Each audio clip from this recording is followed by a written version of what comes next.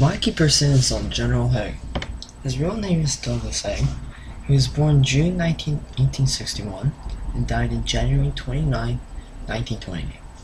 He had two siblings, a mother and a father. His favorite sports to play was polo. His father's name is John George Haig. His mother's name is Rachel Vetch, and his brother's name is George and John Haig. His father was the CEO of Haig and Haig Whiskey Manufactory, and his mother was in poverty because she couldn't pay off her debts. Due to his father making £10,000 per year, Douglas was able to travel overseas to study when his parents died when he was 18 years old. After coming to the United States, he has studied political economy, ancient history, and French literature at Radnell's College. Years later, at the age of 23, he was commissioned lieutenant into the 7 Queens Own Hussar, and before that, he was a senior under officer. 7 Queen Hussar was a cavalry regiment in the British Army. This group was formed in 1690. Years later, he came back from Britain to play polo for England on the tour of the United States in 1886. When Hurlingham Polo Committee was reformed, Douglas was voted to be a chairman in 1914.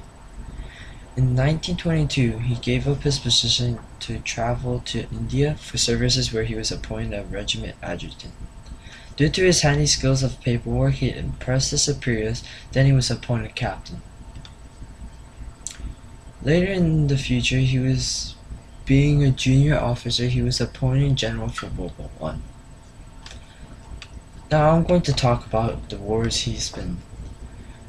When being a general, he attended the Sudan, the Boer, and World War I wars.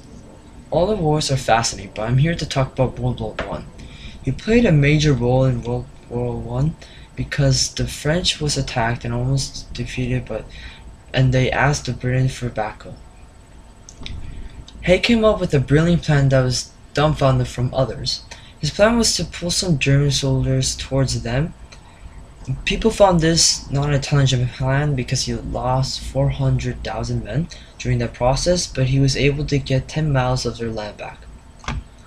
On advancing on day 1, he lost 20,000 people and 40,000 was injured.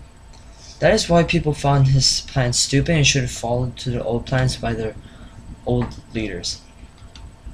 Ignoring this idea and not adjusting his plan, he was able to make the Germans dig trenches deeper due to heavy artillery.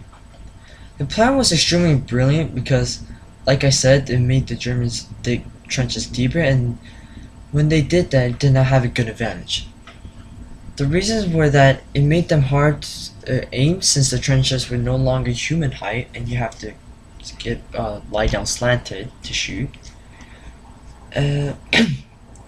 It took too much time consuming to crawl over a hill, giving them less territory to fight, making their men clustered in the hand-to-hand combat. Also, if the Britons aimed correctly, it could blow off the hill that protects the Germans in the trenches and makes it most likely of getting buried under the mud. Note that the hill would be bigger since the trenches were dug deeper. And thank you for listening to my video. Hope you like it, and that concludes it.